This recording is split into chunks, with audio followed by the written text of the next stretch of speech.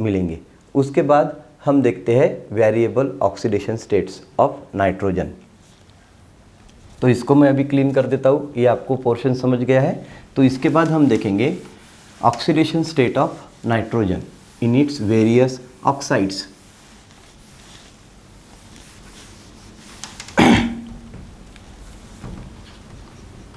Oxidation state of nitrogen in its various oxides. आपको पता है ग्रुप नंबर 15 में नाइट्रोजन ऑक्सीजन के साथ कंबाइन होके क्या बनाता है बेटा? ऑक्साइड्स बनाता है, नाइट्रोजन ऑक्साइड्स। तो वो वेरिएबल ऑक्सीडेशन स्टेट दिखाता है। नाइट्रोजन -3 से लेकर अप टू +5 तक ऑक्सीडेशन स्टेट दिखा सकता है। -3 से लेकर +5 तक ऑक्सीडेशन, वेरिएबल ऑक्सीडेशन स्टेट दिखा सकता है। तो इस प्रकार से हर कंपाउंड में उसकी ऑक्सीडेशन स्टेट अलग अलग रहने वाली है। तो वो कौन से कंपाउंड है तो वो अभी हम देखेंगे। जैसे कि हमारे पास पहला कंपाउंड है NH3, अमोनिया, NH3। इसमें नाइट्रोजन की ऑक्सीडेशन स्टेट क्या है हम देखने का प्रयास करेंगे। आपको पता है बेटा हाइड्रोजन ये आपके S ब्लॉक एलिमेंट है। हाइड्रोजन S ब्लॉक में आता है, फर्स्ट A में आता है, फर्स्ट ग्रुप में आता है। तो इसका मतलब ये हाईली इलेक्ट्रोपॉजिटिव है। ये पहले ग्रुप में आता है इसलिए ये +1 दिखाएगा। तो 3 हाइड्रोजन है तो 3 हाइड्रोजन पे 3 प्लस आ जाएंगे। इसका मतलब है 3 प्लस को बैलेंस करने के लिए नाइट्रोजन के पास क्या रहेगा? 3 माइनस। तो अमोनिया में नाइट्रोजन की जो ऑक्सीडेशन स्टेट रहेंगे बेटा वो -3 रहेंगी। एक बार फिर से समझाता हूँ, मैंने नाइट्रोजन की ऑक्सीडेशन स्टेट इसमें कैसे निकाली है। हाइड्रोजन आपको पता है फर्स्ट ग्रुप एलिमेंट है, ग्रुप नंबर 1 में आता है, इसलिए उसके ऑक्सीडेशन स्टेट +1 हो गया। 3 हाइड्रोजन है तो 3 प्लस हो गए। तो 3 प्लस को बैलेंस करने के लिए क्या लगेगा? 3 माइनस। तो यहाँ पे नाइट्रोजन क्या है? -3 ऑक्सीडेशन स्टेट में है। उसके बाद -2 वाला एग्जाम्पल हम देखते हैं N2H4। N2H4 में आप देख रहे हो हाइड्रोजन के पास 1 प्लस, तो 4 हाइड्रोजन के पास क्या हो जाएगा बेटा? 4 प्लस। तो 4 प्लस को बैलेंस करने के लिए आपको क्या लगेंगे? 4 माइनस। पर यहाँ पे नाइट्रोजन कितने हैं? 2। इसका मतलब है 1 नाइट्रोजन -2 दिखाएगा, 2 नाइट्रोजन -4 दिखाएंगे, बराबर है। तो यहाँ पे नाइट्रोजन की जो ऑक्सीडेशन स्टेट है ये -2 है। ठीक है, इज इट क्लियर? उसके बाद हम नेक्स्ट एग्जांपल देखेंगे -1 ऑक्सीडेशन स्टेट वाला। उसमें हम देखेंगे NH2OH,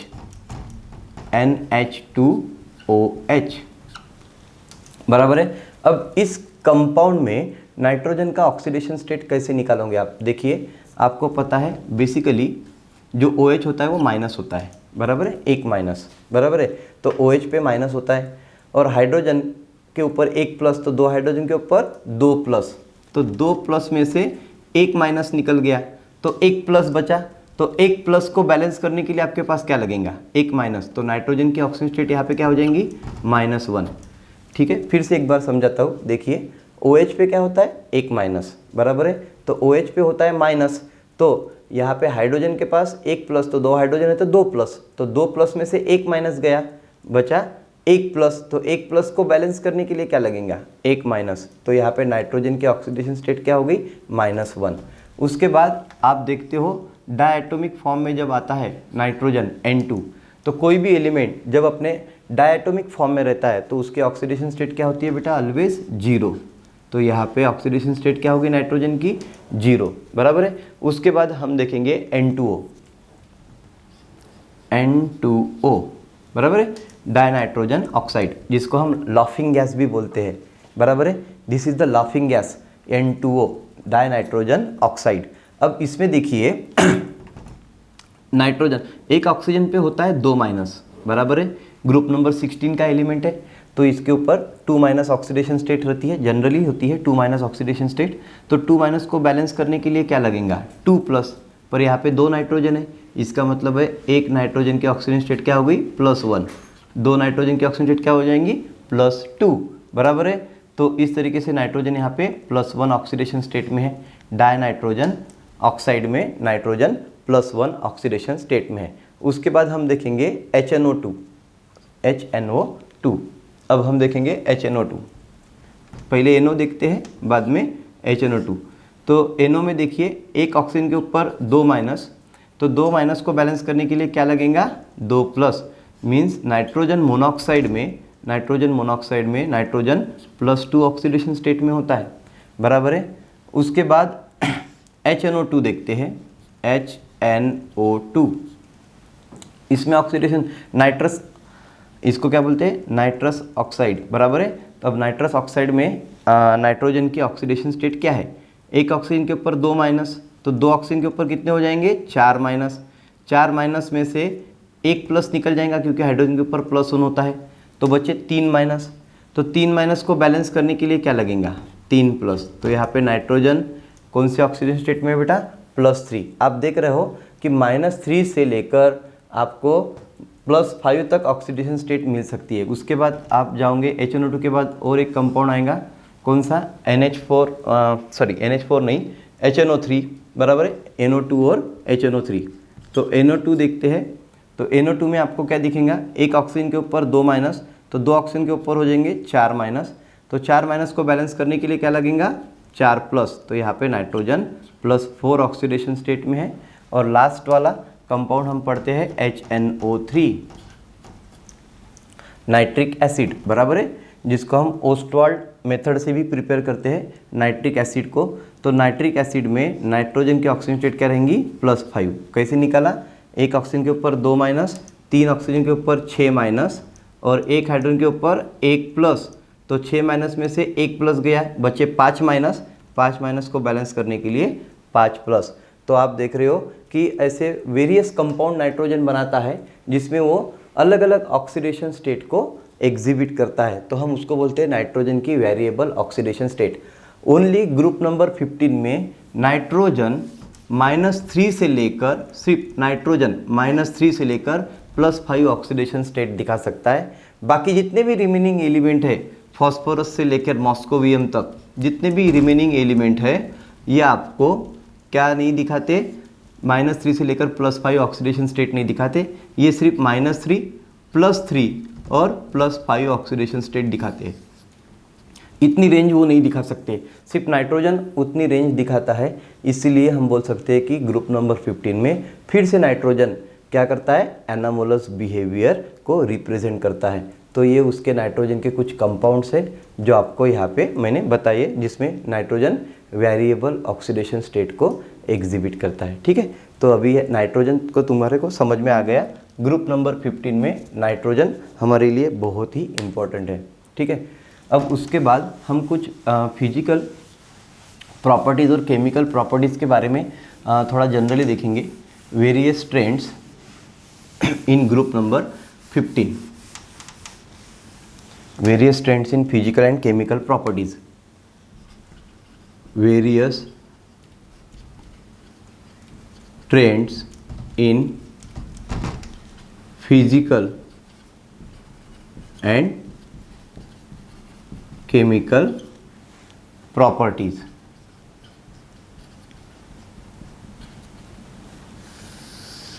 तो बेटा आपको पता है, जो आपने आंखों से दिखता है हम उसको फिजिकल बोलते हैं, और जो हम केमिकल रिएक्शन के थ्रू देखते हैं तो उसको हम केमिकल प्रॉपर्टीज़ बोलते हैं। तो कुछ फिजिकल प्रॉपर्टीज़ हम देखेंगे, जैसे कि आपको पता है ग्रुप नंबर 15, ग्रुप नंबर 15 में nitrogen, phosphorus, arsenic, antimony, bismuth और मॉस्कोवियम आता है।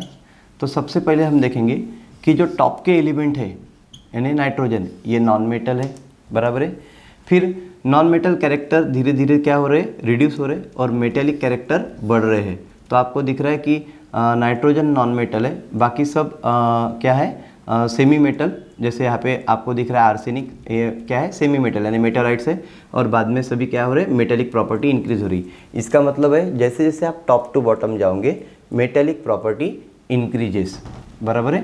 तो टॉप टू बॉटम जाओगे, metallic property increases.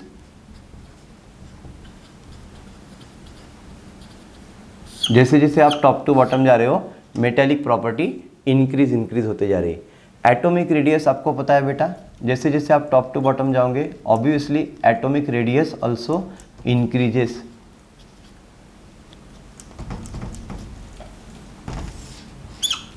Atomic radius increases, बराबर है। तो एटॉमिक रेडियस भी बढ़ रही है टॉप टू बॉटम आप जा रहे हो तो। उसके बाद देखिए एटम का साइज बढ़ रहा है, बराबर है, और उसी के साथ मेटेलिक प्रॉपर्टी भी बढ़ रही है। इसका मतलब है जैसे जैसे आप टॉप टू बॉटम जाओगे कोवैलेंट नेचर बढ़ते जाएगा एटम का। इसका मतलब है यहाँ पे बॉइलिंग पॉइंट बढ़ जाएगा, बराबर है। उस मेटल से नॉन मेटल से मेटल का बॉइलिंग पॉइंट भी बढ़ जाएगा और साथ में डेंसिटी भी बढ़ जाएंगी। तो डेंसिटी ऑल्सो इंक्रीजेस। देखो boiling point increases, density increases. Is it clear? समझ रहे हैं आपको? जैसे जैसे आप टॉप टू बॉटम जा रहे हो metallic property increases, atomic radius increases, boiling point increases, density increases. ठीक है। उसके बाद हम देखेंगे इलेक्ट्रोनिगेटिविटी और आयनाइजेशन पोटेंशियल के बारे में।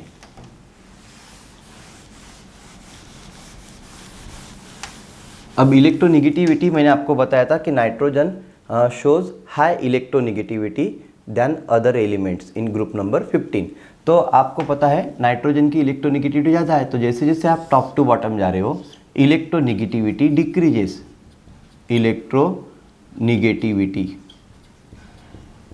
इलेक्ट्रोनिगेटिविटी डिक्रीजेस, बराबर है। इलेक्ट्रोनिगेटिविटी कम कम कम कम होते जा रही है।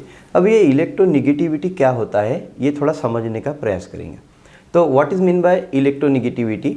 Electronegativity is nothing but the ability to attract both the bond pair of electron toward itself. जैसे फॉर एग्जांपल हम एक एग्जांपल लेते हैं हाइड्रोजन क्लोराइड। आपको पता है हाइड्रोजन क्लोराइड में हाइड्रोजन और क्लोरीन, बराबर है, के बीच में कोवैलेंट बॉन्डिंग होता है, बराबर है। अब इसमें देखिए कोवैलेंट बॉन्डिंग होता है तो कोवैलेंट बॉन्डिंग में जितने भी इलेक्ट्रॉन रहते हैं वो शेयरिंग में रहते हैं। तो हाइड्रोजन का एक इलेक्ट्रॉन और क्लोरीन का एक इलेक्ट्रॉन मिलके वो कहाँ पे रहनी चाहिए? सेंटर में, बराबर है, बॉन्ड के सेंटर में रहना चाहिए। पर आपको पता है when we move from left to right in modern periodic table electronegativity increases. Electronegativity increases when we move from left to right electronegativity increases। तो आपको पता है हाइड्रोजन ये आपके लेफ्ट में रहता है पीरियोडिक टेबल के और क्लोरीन पीरियोडिक टेबल के राइट में रहता है। ग्रुप नंबर 17 का एलिमेंट है क्लोरीन और हाइड्रोजन ग्रुप नंबर 1 का है। तो when we move from left to right electronegativity increases. So chlorine क्या है? मोर इलेक्ट्रोनिगेटिव है और हाइड्रोजन क्या है? लेस इलेक्ट्रोनिगेटिव है। तो अब मैंने आपको डेफिनेशन बताया था इलेक्ट्रोनिगेटिविटी की कि it is the ability to attract both the bond pair toward itself. तो यहाँ पे क्लोरीन दोनों बॉन्ड पेयर के इलेक्ट्रॉन को मीन्स बॉन्ड पेयर जो है जो इलेक्ट्रॉन की पेयर है उसको अपने तरफ अट्रैक्ट कर लेगा, जिससे हाइड्रोजन क्लोराइड को हम इस प्रकार से दिखाते हैं। कैसे? दोनों अभी इलेक्ट्रॉन जो है पेयर में वो किसके पास है? अभी क्लोरीन के पास। तो क्लोरीन के ऊपर अल्टरनेटली क्या आ जाएगा? Delta minus partial negative charge आ जाएगा। और उसी प्रकार से अगर क्लोरीन के ऊपर डेल्टा पार्शियल निगेटिव चार्ज आता है तो हाइड्रोजन के ऊपर क्या आएगा? डेल्टा पॉजिटिव चार्ज आ जाएगा, बराबर है। जिससे हाइड्रोजन क्लोराइड ये हमारा कोवैलेंट कंपाउंड होते हुए भी उसमें क्या आ गया? आयनिक कैरेक्टर आ गया है, क्योंकि उसमें आयंस बन गए हाइड्रोजन प्लस और क्लोरीन माइनस। इसका मतलब है कोवैलेंट कंपाउंड में भी आयनिक कैरेक्टर इलेक्ट्रोनिगेटिविटी डिफरेंस के द्वारा बन सकते हैं, बराबर है। और इसीलिए इलेक्ट्रोनिगेटिविटी को हम ग्रुप नंबर 15 में पढ़ते हैं। तो electronegativity when we move from top to bottom in group number 15 क्या होता है? डिक्रीजेस, बराबर है। तो इलेक्ट्रोनिगेटिविटी टॉप टू बॉटम जा रहे हो तो क्या हो रहा है? डिक्रीज डिक्रीज डिक्रीज होते जा रहा है। इसका मतलब है nitrogen is more electronegative than phosphorus, phosphorus is more electronegative than arsenic. In this way electronegativity decreases when we move from top to bottom. उसके बाद हम देखेंगे ionization potential of group number 15। Ionization potential of group number 15। अब आपको क्या दिख रहा है? आयनाइजेशन पोटेंशियल जैसे जैसे आप टॉप टू बॉटम जा रहे हो, क्योंकि आपको पता है when we move from left to right left to right ionization potential increases, IP increases, ionization potential left to right जाते हैं तो बढ़ता है। क्यों बढ़ता है? क्योंकि आपको पता है उसी शेल में आने वाले इलेक्ट्रॉन बढ़ते जाते हैं। क्योंकि देखिए आपको पता है, जैसे मैं आपको बताता हूँ, लिथियम का एटॉमिक नंबर 3 है, उसके बाद बेरिलियम एटॉमिक नंबर 4 है, उसके बाद बोरॉन एटॉमिक नंबर 5 है, कार्बन के पास 6 है। अब अगर आप देखोगे तो लिथियम के सेकंड मोस्ट ऑर्बिटल में एक ही इलेक्ट्रॉन है, बराबर है, एक इलेक्ट्रॉन है। अब आप देखोगे बेरियम, तो बेरियम के सेकंड मोस्ट ऑर्बिटल में 2 इलेक्ट्रॉन है। तो इस प्रकार से सेकंड ऑर्बिटल में इलेक्ट्रॉन की संख्या अभी बढ़ रही है। जैसे जैसे आप लेफ्ट टू राइट जा रहे हो इलेक्ट्रॉन की संख्या बढ़ रही है, उसी प्रकार से न्यूक्लियस में प्रोटॉन की भी संख्या बढ़ रही है। तो यहाँ पे इलेक्ट्रोस्टैटिक फोर्स ऑफ अट्रैक्शन बढ़ रहा है, जिससे एटॉमिक साइज क्या हो रहा है, कम कम हो रहा है, बराबर है। तो एटॉमिक साइज कम हो जाएगा, इलेक्ट्रोस्टैटिक फोर्स ऑफ अट्रैक्शन बढ़ जाएगा, तो उस आउटर मोस्ट ऑर्बिटल से इलेक्ट्रॉन निकाल पाना हमारे लिए उतना ही मुश्किल होते जाएगा। तो इलेक्ट्रॉन जब तक निकलेगा नहीं उतना हम बोलते हैं कि उसका हायर आयनाइजेशन पोटेंशियल बढ़ रहा है, बराबर है। तो जितना हमको तकलीफ होगा इलेक्ट्रॉन निकालने के लिए उतना आयनाइजेशन पोटेंशियल ज़्यादा रहेगा। इसका मतलब है जैसे जैसे हम लेफ्ट टू राइट जाएंगे आयनाइजेशन पोटेंशियल वैल्यू क्या हो जाएंगी, इंक्रीज हो जाएंगी। But when we move from top to bottom, देखिए ग्रुप नंबर 15 में हम टॉप टू बॉटम जा रहे हैं, तो आयनाइजेशन पोटेंशियल बढ़ना चाहिए कि कम होना चाहिए? क्या होना चाहिए? कम होना चाहिए। क्योंकि जैसे जैसे हम टॉप टू बॉटम जा रहे हैं हर एलिमेंट में नई ऑर्बिट आ रही है, नई ऑर्बिटल आ रही है, बराबर है। तो नई शेल आ रही है, तो नई शेल में इलेक्ट्रॉन जा रहे हैं, तो अल्टरनेटली एटॉमिक साइज बढ़ रहा है। एटॉमिक साइज बढ़ जाएगा, इसका मतलब है electrostatic force of attraction nucleus के साथ आउटर ऑर्बिटल इलेक्ट्रॉन का कम हो जाएगा, तो वहाँ से इलेक्ट्रॉन निकाल पाना आसान हो जाएगा। तो आयनाइजेशन पोटेंशियल डिक्रीजेस, बराबर है, ionization potential decreases when we move from top to bottom. तो आयनाइजेशन पोटेंशियल जैसे जैसे हम टॉप टू बॉटम जाएंगे डिक्रीज होते जाएगा। उसके बाद हम देखेंगे basicity of group number 15 element. Basicity के बारे में देखते हैं ग्रुप नंबर 15 एलिमेंट के। तो जैसे जैसे आपको पता है जितने भी ग्रुप नंबर 15 के एलिमेंट्स है वो हाइड्राइड बनाते हैं, और उसका हाइड्राइड का फॉर्मूला क्या रहता है, XH3। मान लीजिए X यानी ग्रुप नंबर 15 का कोई भी एलिमेंट, तो XH3 बराबर है, जैसे NH3 या फिर PH3 या फिर ASH3, बराबर है। ऐसे हाइड्राइड बनाता है, ग्रुप नंबर 15 के एलिमेंट्स हाइड्राइड बनाते हैं। इसका मतलब है आपको पता है अमोनिया, फॉस्फीन, बराबर है, या फिर आर्सेनिक हाइड्राइड, ये सभी हाइड्राइड है हाइड्रोजन के। तो इसमें अमोनिया जो है नाइट्रोजन का ट्राइहाइड्राइड है, और ये क्या रहता है, मोर basic in nature, more basic in nature. इसका मतलब है जैसे जैसे आप टॉप टू बॉटम जाओगे उस सभी एलिमेंट के जो हाइड्राइड बनेंगे वो लेस बेसिक इन नेचर रहेंगे देन अमोनिया। इसका मतलब है basicity decreases when we move from top to bottom. Basicity decreases when we move from top to bottom. तो basicity decreases when we move from top to bottom, ठीक है। तो यहाँ पे बेसिसिटी क्या हो रही है, कम कम होते जा रही है, क्योंकि आपको पता है ammonia is more basic than phosphine and ASH3 means arsenic trihydride, ठीक है। उसके बाद नेक्स्ट देखेंगे रिड्यूसिंग कैरेक्टर, बराबर है। अब आपको पता होगा नाइट्रोजन जब डाइनाइट्रोजन फॉर्म में होता है यानी मॉलिक्यूल के फॉर्म में होता है, तो उसमें ट्रिपल बॉन्ड है, तो उसका बॉन्ड एंथैल्पी जो होता है, बॉन्ड डिसोसिएशन एंथैल्पी, वो बहुत हाई हो जाता है। तो जनरली जो डाइनाइट्रोजन होते हैं वो केमिकली इनर्ट होते हैं एट रूम टेम्परेचर।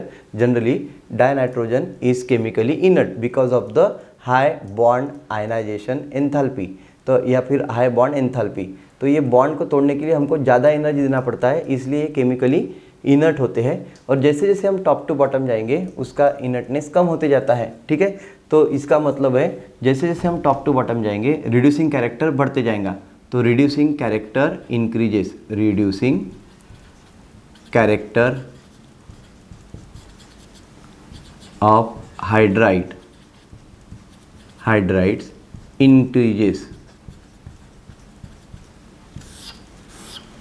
बराबर है। तो हाइड्राइड्स ऑफ ग्रुप नंबर 15 ना, ऑफ ग्रुप नंबर 15 इंक्रीजेस। तो रिड्यूसिंग कैरेक्टर बढ़ते बढ़ते बढ़ते बढ़ते जाएगा, ठीक है। तो इसका मतलब है arsenic hydride is more reducing agent than phosphine, बराबर है। तो नेक्स्ट रिड्यूसिंग कैरेक्टर भी आपको समझ गया। तो इस तरीके से कुछ प्रॉपर्टीज़ थी, फिजिकल प्रॉपर्टीज़, जिसको हमने क्या पढ़ा, ग्रुप नंबर 15 के अकॉर्डिंग टू पढ़ा। उसके बाद हम कुछ केमिकल प्रॉपर्टीज़ के बारे में देखेंगे। सबसे पहले केमिकल प्रॉपर्टीज़ है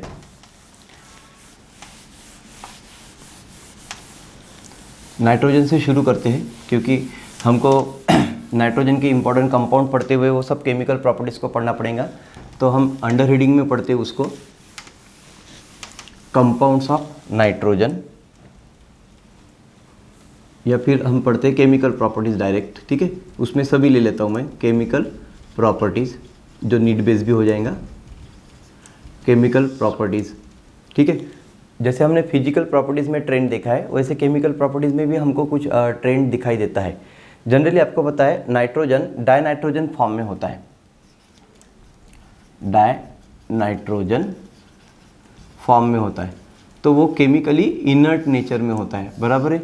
जनरली वो किसी के साथ रूम टेम्परेचर पे किसी के साथ रिएक्ट नहीं होता है, पर जैसे ही आप टेम्परेचर बढ़ा देता हो तो उसकी रिएक्टिविटी थोड़ी बहुत बढ़ जाती है। इसका मतलब है डायनाइट्रोजन भी बाद में केमिकल रिएक्शन देगा अकॉर्डिंग टू दैट, ठीक है।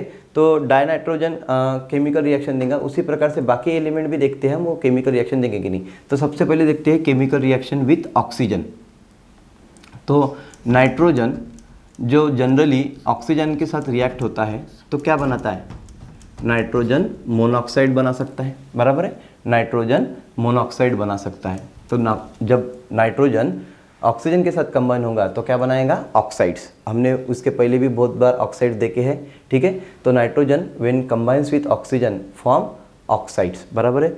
Other than nitrogen in group number 15 rest of the element form oxy acids, oxy acids with oxygen, oxy acid बनाते हैं, या फिर वो क्या बनाते हैं, जैसे सल्फेट वगैरह बनाते हैं, ठीक है। तो oxy acid with oxygen, oxy acid with oxygen और सल्फेट, सल्फेट बनाते हैं, ठीक है। इसका मतलब है सिर्फ नाइट्रोजन ऑक्साइड्स बनाता है, बाकी सब ऑक्सी एसिड या सल्फेट बनाते हैं। इसी प्रकार से आप देख सकते हो कि अदर एलिमेंट्स के बारे में हम पढ़ेंगे केमिकल रिएक्शन में। जैसे नाइट्रोजन इस प्रकार से रिएक्शन दिखा सकता है, उसी प्रकार से रेस्ट ऑफ द एलिमेंट भी रिएक्शन दिखाते हैं। जैसे आपको पता है नाइट्रोजन क्या बना सकता है, मेटल नाइट्राइड भी बना सकता है, मेटल नाइट्राइड, मेटल नाइट्राइड भी बना सकता है नाइट्रोजन मेटल के साथ रिएक्ट होके। जैसे आपको पता है लिथियम प्लस कितना हो जाएगा 3 टाइम्स N2, तो क्या बनेगा 3Li N2, बराबर है। लिथियम क्या बनाएगा, नाइट्राइड बनाएगा, नाइट्रोजन के साथ कंबाइन होंगे, तो मेटल नाइट्राइड भी बना सकता है नाइट्रोजन। तो इस प्रकार से वेरियस प्रॉपर्टीज़ नाइट्रोजन दिखा सकता है। फॉस्फोरस जब रिएक्ट होता है ऑक्सीजन के साथ या फिर हाइड्राइड के साथ तो क्या बनाता है, फॉस्फिन, जो हमने देखा था फॉस्फिन। ये बहुत टॉक्सिक होता है, विषारी होता है, और इसको हम यूज़ करते हैं होम सिग्नल बनाने के लिए। होम सिग्नल क्या होता है, जब कभी शिप को एखादे रॉक को आइडेंटिफाइड करना है सी में, तो उसको सिग्नल देना पड़ता है, बराबर है। जब उसको दिख जाता है कि समंदर में क्या है, रॉक है, तो उसको बाकी अदर शिप्स को सिग्नल देना पड़ता है। तो उसके लिए जो सिग्नल यूज़ करते हैं उसको बोलते हैं होम सिग्नल, होम सिग्नल। और वो होम सिग्नल को बनाने के लिए क्या यूज़ करते हैं, फॉस्फिन। फॉस्फिन को एसिटिलीन के साथ मिलाते हैं तो बनाता है होम सिग्नल, ठीक है। तो होम सिग्नल बनाने के लिए भी ये रिएक्शन फॉस्फिन की एसिटिलीन के साथ होती है। तो ऐसे बहुत सारी केमिकल प्रॉपर्टीज़ है जो आपको आपके टेक्स्ट बुक में 12th स्टैंडर्ड के स्टेट बोर्ड में पढ़ने को मिलेंगी। उसके बाद हम स्विच ओवर करते हैं ऑक्साइड्स ऑफ नाइट्रोजन।